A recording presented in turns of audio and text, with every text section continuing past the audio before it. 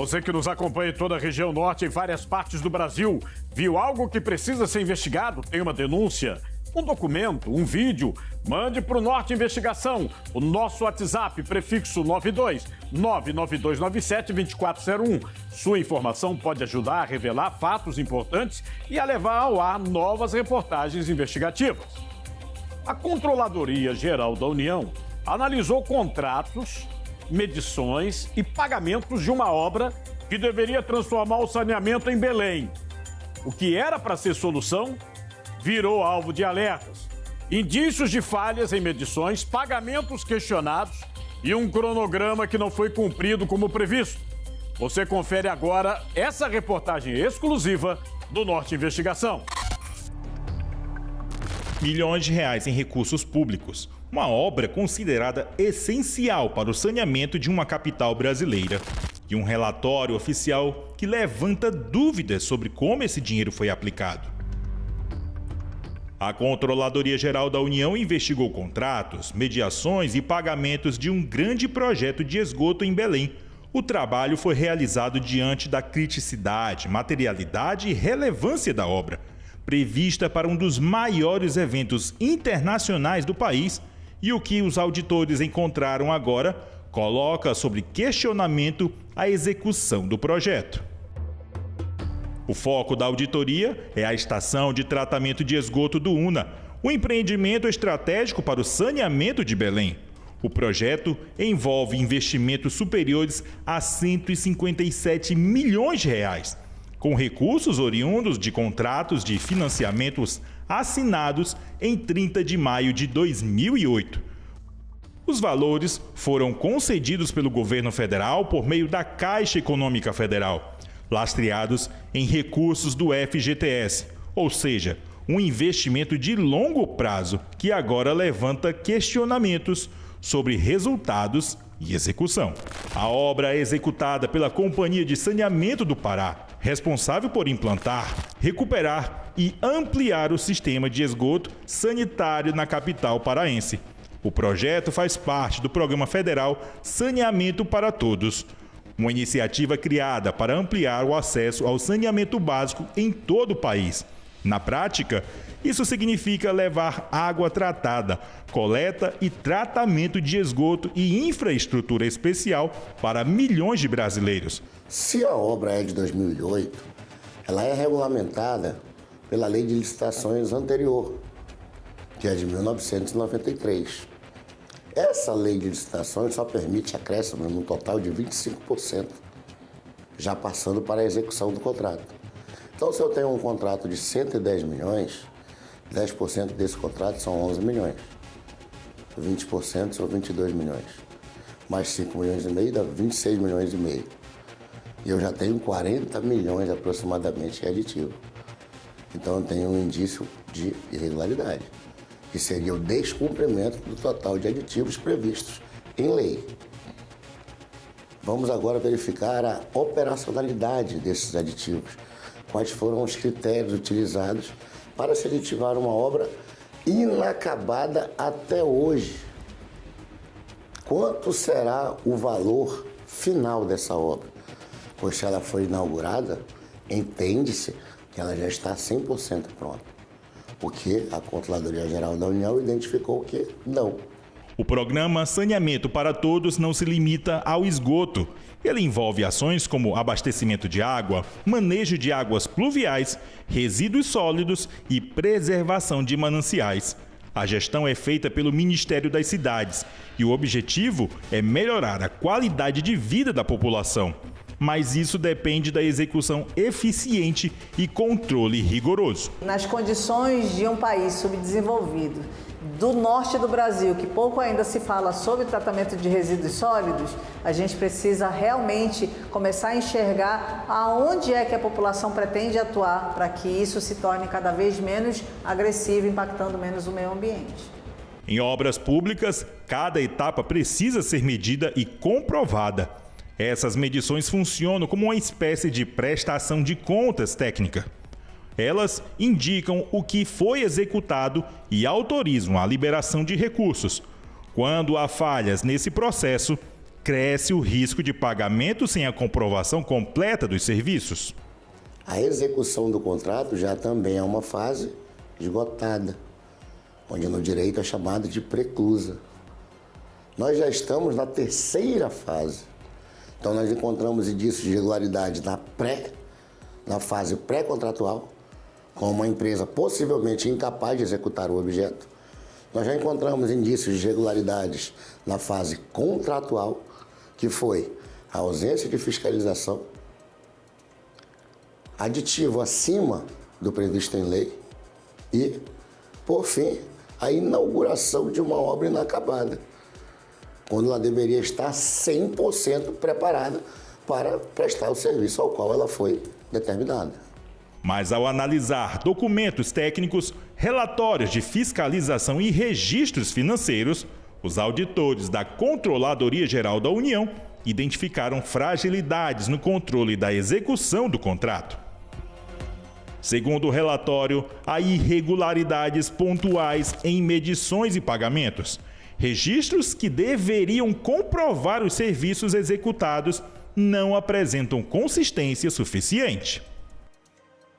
A auditoria também identificou problemas no cronograma físico-financeiro do empreendimento, o documento que define prazos e pagamentos de cada etapa da obra.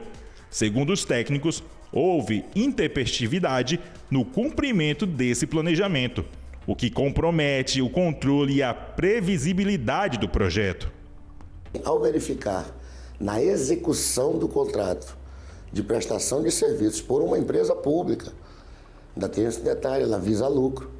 Se ela visa lucro e ela recebe recursos públicos, ela tem que prestar conta dos seus recursos e tem que prestar o serviço de forma correta. Então, se eu tenho uma empresa pública que não fornece o serviço ao qual ela foi criada para isso, nós já estamos falando em indícios fortíssimos de dano ao erário público. O dano ao erário público deve ser quantificado. O que isso quer dizer? Qual foi o valor do prejuízo causado pelos atos ilícitos, supostamente, né? Que nós não podemos ainda concluir a existência. Porém, os indícios são fortíssimos. Os indícios são fortíssimos, né? Por um ato administrativo que não cumpriu o seu objetivo, aditivou acima do previsto e entrou em funcionamento sem condições de funcionar. Ou seja, todo o recurso público investido nessa obra, basicamente foi, literalmente, pelo ralo. Na prática, isso significa que o avanço da obra não acompanhou o que foi planejado.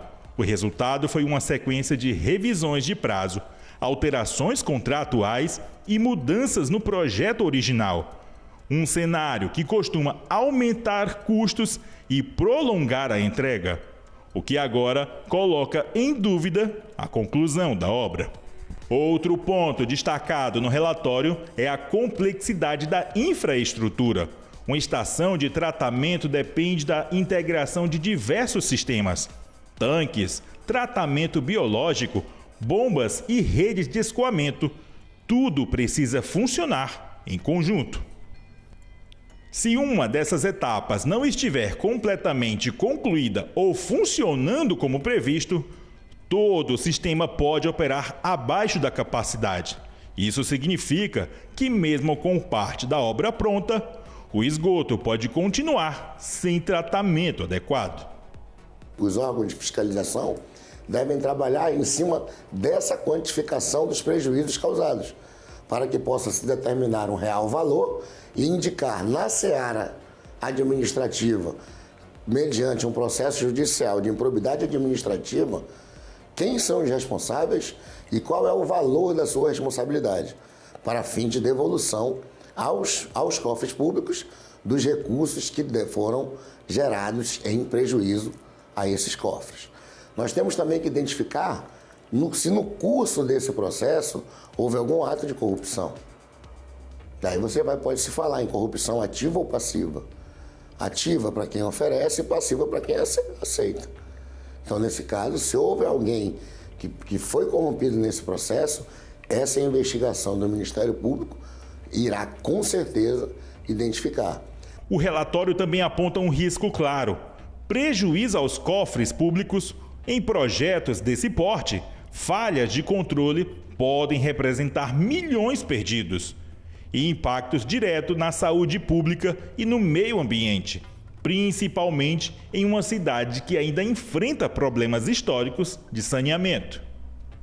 A obra foi prevista como uma das entregas para a COP30, um evento internacional que coloca Belém no centro das discussões sobre meio ambiente.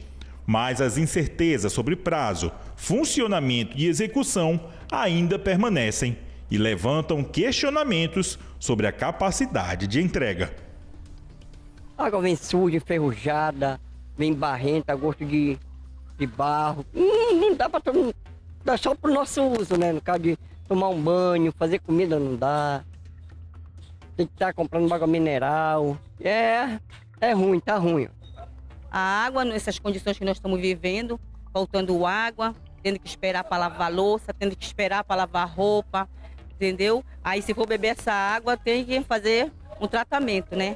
Aí quem pode comprar a sua água, compra. E quem não pode comprar água, né? Vai ter que beber da torneira, não é verdade? Vai ter que ferver, né? A água, ou vai ter que fazer um tratamento, colocar algum remédio dentro, entendeu? Mas é assim mesmo, né? A gente que precisa, a gente necessita, a gente já não sabe aonde buscar mais socorro. Porque a gente está vivendo esse momento assim, dessa água. Entendeu? Não é só no nosso bairro, não. Eu digo, é toda Belém, toda Belém. Diante das irregularidades apontadas, os órgãos responsáveis podem ser chamados a prestar esclarecimentos. Enquanto isso, moradores de Belém continuam convivendo com falta de saneamento adequado. A estação da UNA foi planejada para ser parte da solução, mas o relatório mostra que existem desafios ainda maiores. Garantir que cada real investido em obras públicas sejam aplicados com transparência, resultados cheguem de fato à população.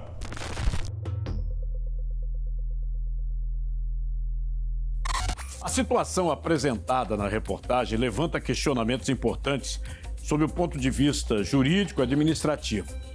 Em tese, o uso de recursos públicos em obras de grande porte deve seguir princípios constitucionais, como a legalidade, eficiência e transparência, previstos no artigo 37 da Constituição Federal. Quando relatórios técnicos indicam possíveis inconsistências em medições e pagamentos, pode haver, em hipótese, violação a normas da Lei de Licitações e Contratos Administrativos, especialmente no que se refere à comprovação da execução dos serviços antes da liberação dos recursos. Outro ponto que merece atenção é o cronograma físico-financeiro. Eventuais atrasos ou alterações não justificadas podem, em tese, configurar falhas de planejamento ou gestão e com possíveis reflexos na responsabilização de agentes públicos e empresas envolvidas. Do ponto de vista legal, caso haja confirmação de irregularidades, os órgãos de controle e fiscalização podem adotar medidas como abertura de processos administrativos, tomada de contas especial e até encaminhamento para responsabilização civil e, em alguns casos, criminal.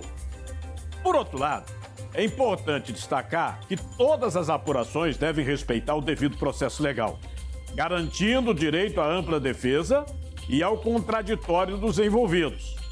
As conclusões definitivas só podem ser estabelecidas após a análise completa dos fatos pelas autoridades competentes.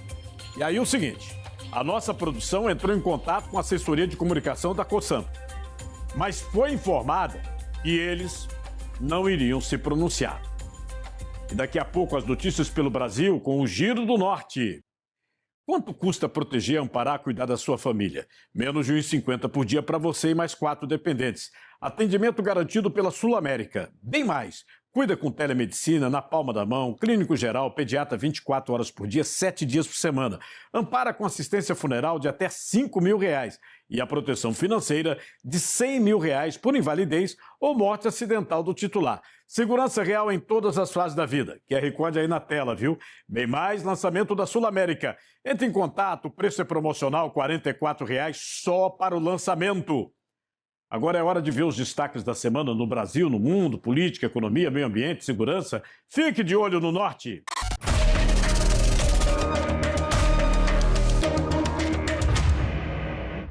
Na Paraíba, uma nova lei passa a garantir mais proteção e dignidade para servidoras públicas estaduais que enfrentam situações de violência doméstica. A medida assegura o direito à transferência de local de trabalho, permitindo que essas mulheres sejam realocadas com segurança, sigilo e sem qualquer prejuízo profissional. Publicada no Diário Oficial do Estado, a norma autoriza a mudança tanto dentro do mesmo órgão quanto para outra unidade da administração pública estadual, de acordo com a necessidade da servidora. O objetivo é preservar a integridade física e emocional, além de oferecer condições para que a vítima possa recomeçar em um ambiente mais seguro. Para solicitar a transferência, é necessário formalizar o pedido e apresentar ao menos um documento que comprove a situação de violência, como boletim de ocorrência, laudo médico ou psicológico, a medida protetiva da Justiça ou até mesmo declaração de atendimento especializado. A lei determina que todo o processo seja tratado com prioridade e absoluto sigilo. Após a solicitação, o órgão responsável tem até 30 dias para efetivar a mudança, prazo que pode ser ampliado em casos excepcionais. Durante esse período, a servidora mantém salários, benefícios e todos os direitos garantidos. Além da transferência, o Estado também deve oferecer o acompanhamento psicossocial como forma de apoio nesse momento delicado. A fiscalização do cumprimento da lei ficará a cargo dos órgãos de controle e é claro, com a atuação do Ministério Público. A nova regra começa a valer em até 90 dias após a publicação. Aqui em Palmas, o segundo encontro de vereadores e servidores das câmaras municipais de todo o estado do Tocantins. O evento é promovido pela ASCAM, Associação das Câmaras Municipais, e reúne parlamentares, servidores e autoridades de diversas esferas para discutir temas relacionados à atuação legislativa e à gestão pública. A programação inclui debates sobre a comunicação estratégica no mandato, planejamento e finanças públicas, sustentabilidade e o papel fiscalizador do parlamentar municipal. O presidente da Câmara dos Deputados, Hugo Mota, ele decidiu esvaziar os trabalhos da casa na próxima semana. A medida ela acontece por causa da reta final da janela partidária, que se encerra no dia 3 de abril. Então, segundo Mota, a decisão ela atendeu aí um pedido das lideranças da Câmara. Com isso, não haverá sessões entre os dias 30 de março e 3 de abril. Em declaração, o presidente da casa afirmou que os líderes solicitaram a suspensão das sessões justamente por conta do prazo final para trocas de partido e também que a direção da Câmara vai atender à solicitação. A Polícia Civil da Paraíba prendeu nesta semana um homem com diversos cartões de benefícios sociais durante uma operação de cumprimento de mandados de busca e apreensão nos municípios de Desterro e Cacimbas, no sertão da Paraíba. A prisão ocorreu em Cacimbas. Com o investigado, a polícia apreendeu 5 armas de fogo, munições e vários cartões de benefícios sociais mantidos de forma irregular, o que indica possível exploração de pessoas em situação de vulnerabilidade social. Já em Desterro, no setor de licitações da Prefeitura, foram apreendidos documentos relacionados a contratos vinculados ao investigado, alguns firmados por dispensa de licitação, que agora serão analisados. A ação integra a primeira fase da Operação Deslavados, que investiga crimes como agiotagem, lavagem de dinheiro e o uso de empresas para isenção de recursos ilícitos em contratos públicos. O investigado permanece à disposição da Justiça. De Campina Grande, na Paraíba, Manuel Cândido para o Norte Investigação.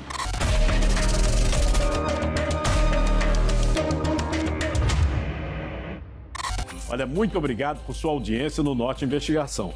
E você continua participando no nosso WhatsApp, 92 o prefixo 99297-2401. Na próxima semana, nós voltamos com mais uma investigação exclusiva. Estamos também no site norte.com.br e em todas as redes sociais. Até a próxima.